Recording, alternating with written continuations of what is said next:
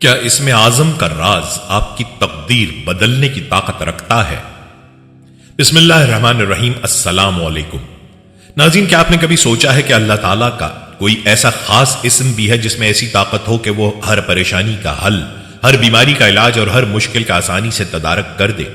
جی ہاں، ہم بات کر رہے ہیں اسم اعظم کی، وہ اسم جو اللہ کی بے شمار صفات کا مجموعہ ہے اور جسے اگر کسی نے دل سے پڑھا اور صحیح طریقے سے عمل میں لایا تو اس کی تقدیر بدل سکتی ہے۔ لیکن سوال یہ ہے کہ اسم اعظم کیا ہے؟ یہ کتنے مختلف اسما میں سے ایک خاص اسم ہے یا پھر یہ کسی خاص طریقے سے جڑا ہوا ہے؟ اس کے پڑھنے سے کیا فوائد حاصل ہو سکتے ہیں؟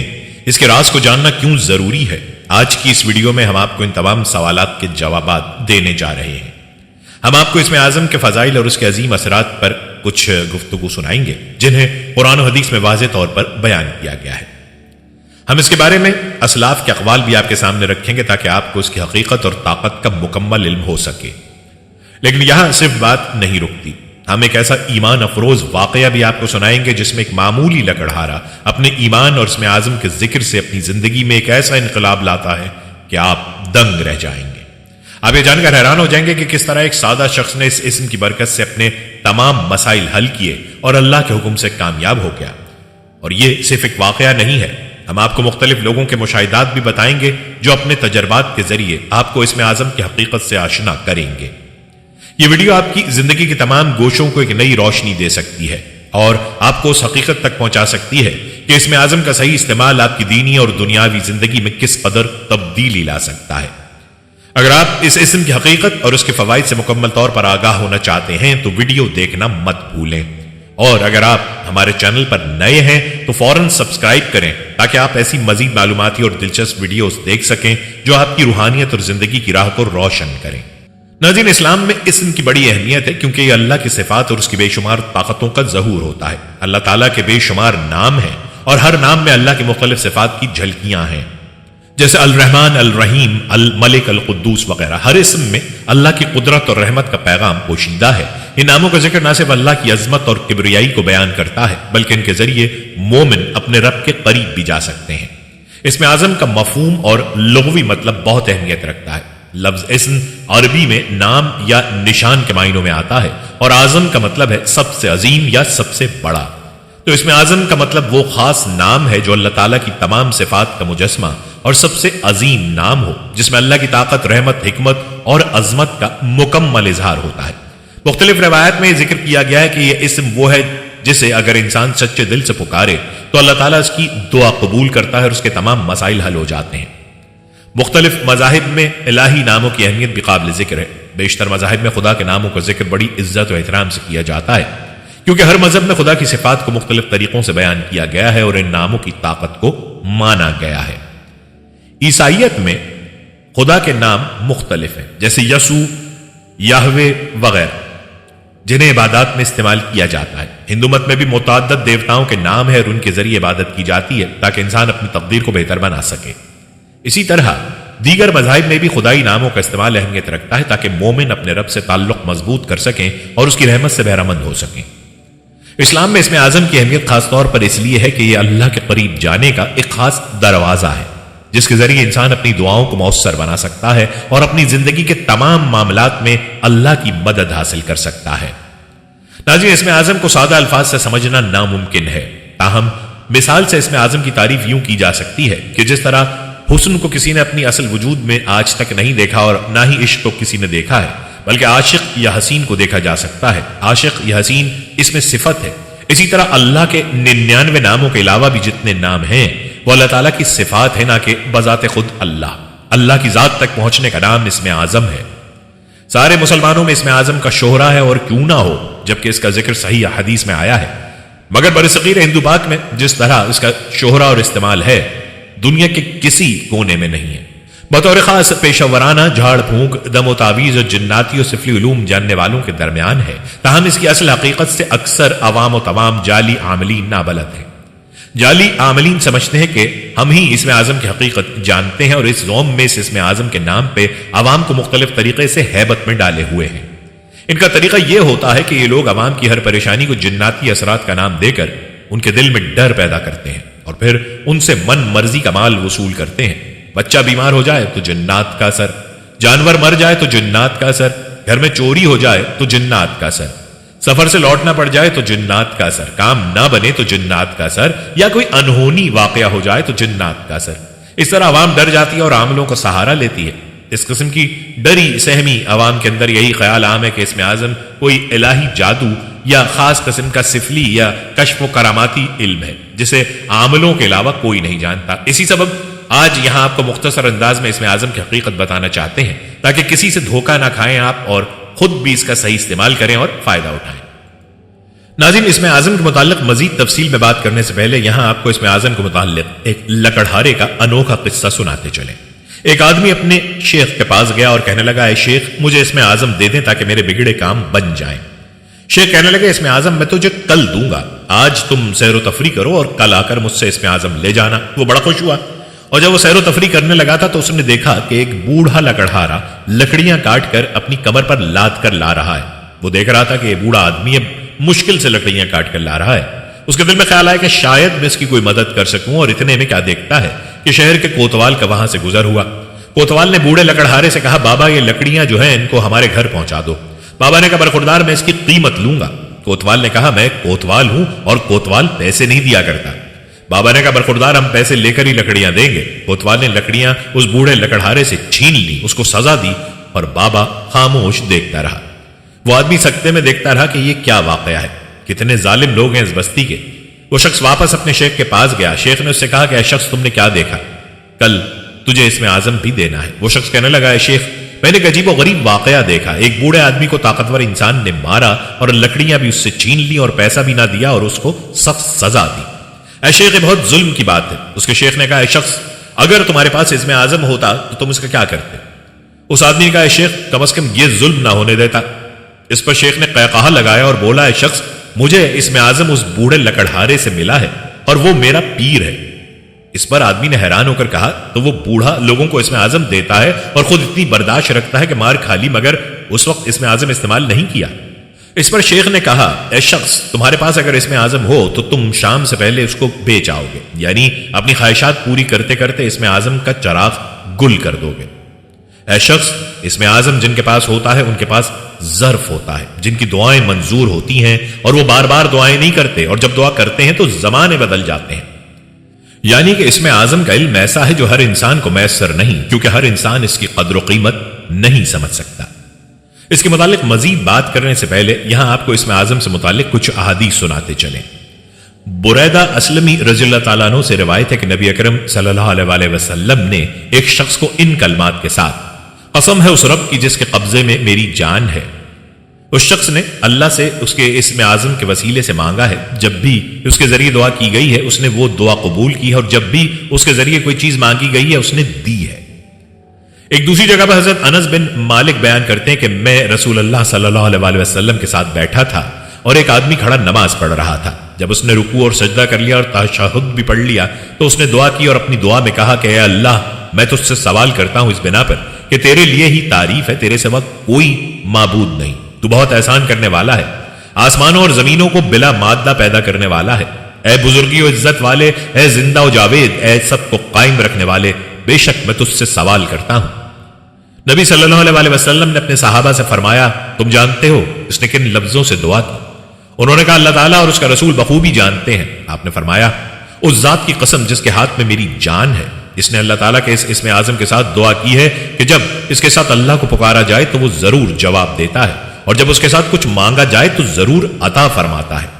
احادیث نبوی صلی اللہ علیہ وآلہ وسلم کے بعد اسم اعظم سے متعلق کچھ اسلاف کے اقوال بھی آپ کو بتاتے چلیں۔ محمد بن حسن رحمت اللہ علیہ حضرت امام ابو حنیفہ رحمت اللہ علیہ سے روایت کرتے ہیں کہ اسم اعظم اللہ ہے۔ کیا دیکھتے نہیں کہ رحمان رحمت سے مشتق ہے، رب ربوبیت سے مشتق ہے، جبکہ اللہ کسی سے مشتق نہیں ہے۔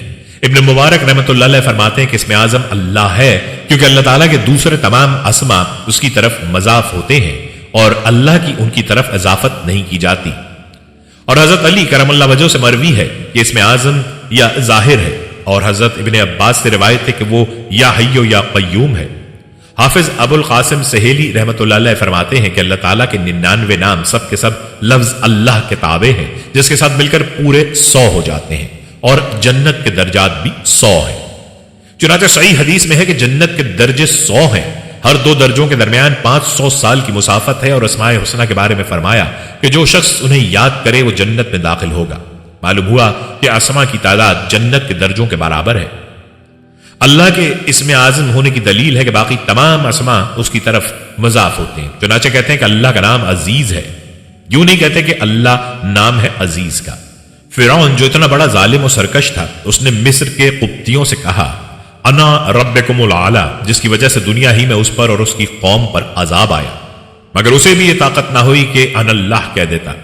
اللہ تعالیٰ نے اشرار کو بھی اس نام کے دعویٰ کرنے کی جرت نہیں دی۔ یہ وہ نام ہے جس کا ورد مخلوق کی زبان پر جاری کیا، اور ہر ایک کو یہی سمجھایا کہ ہمیشہ خدا کا یہی نام لے، اسی نام کے ساتھ ایمان کو متعلق کیا، اسی کو فریاد خواہوں کی فریاد، مظلوموں اور خوف زدوں کی پناہ بنایا، اور اسی کو عابدوں کی عبادت بنایا۔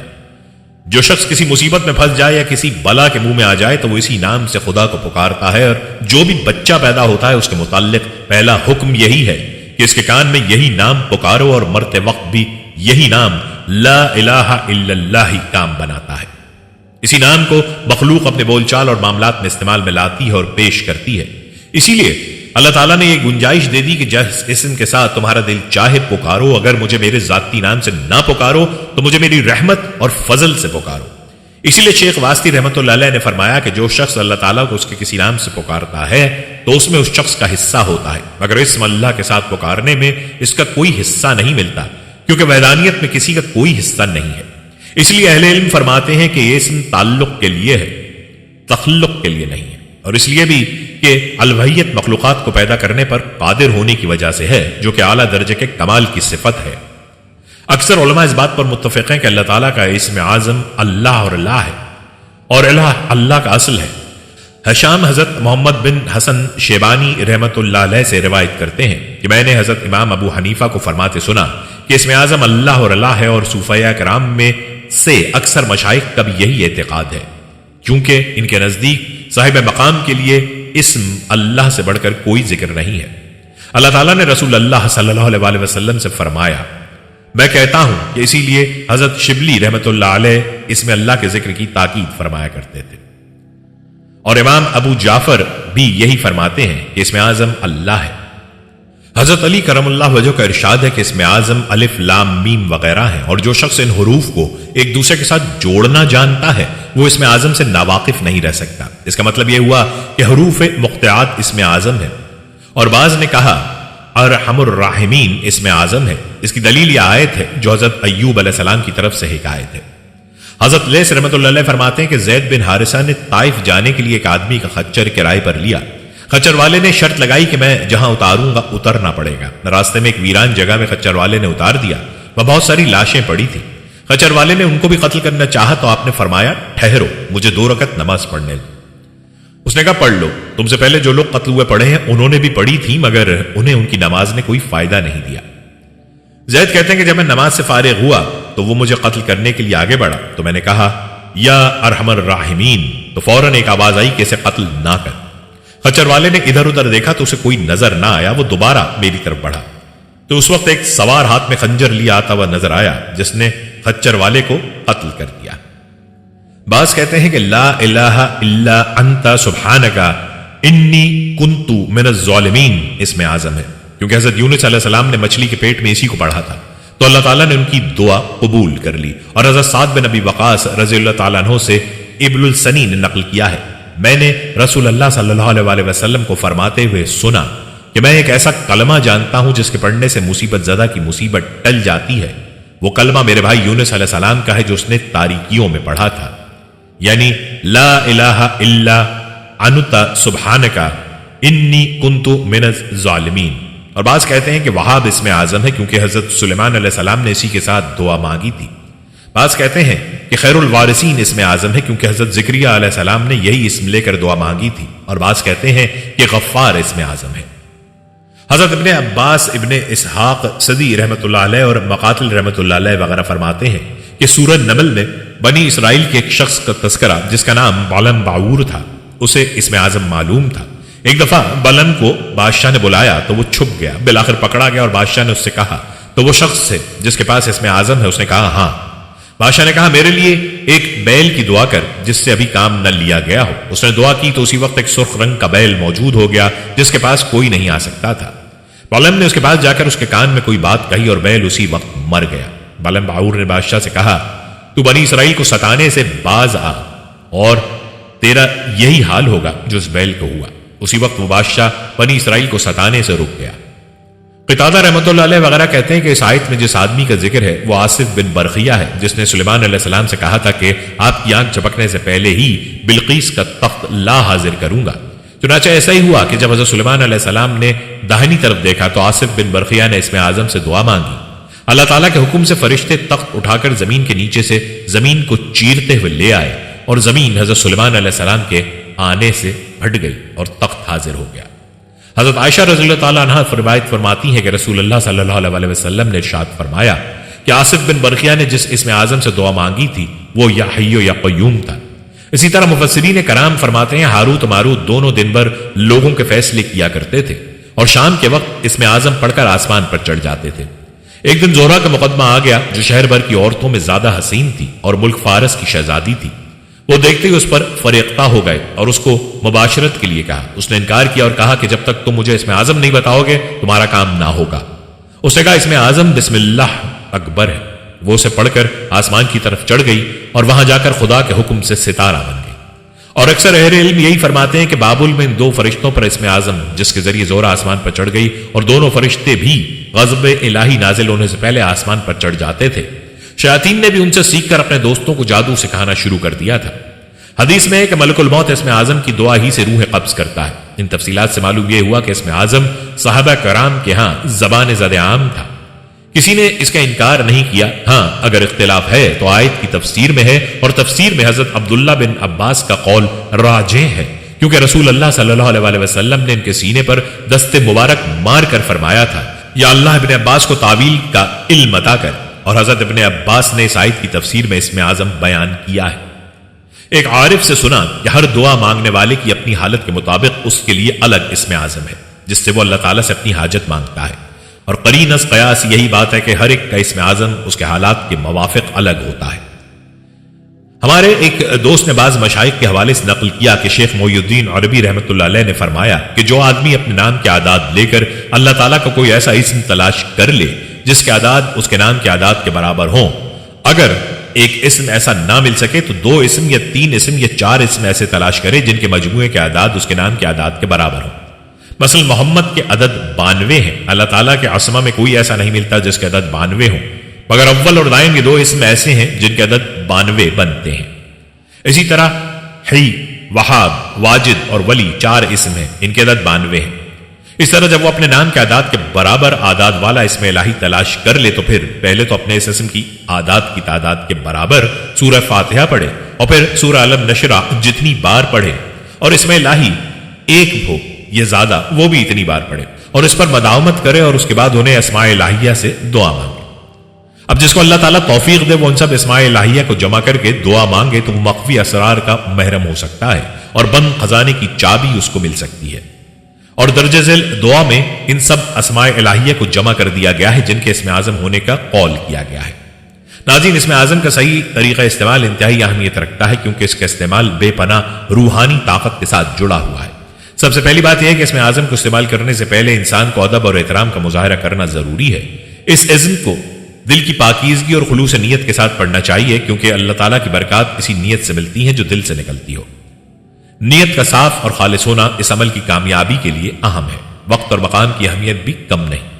کچھ علماء نے اس بات کا ذکر کیا ہے کہ اسم اعظم کو مخصوص اوقات جیسے رات کے آخری حصے یا جمعے کے دن پڑھنا زیادہ فائدہ مند ہوتا ہے۔ اسی طرح کچھ مقامات جیسے مسجد یا پاکیزہ جگہوں پر اسم اعظم کا ذکر زیادہ برکت دیتا ہے۔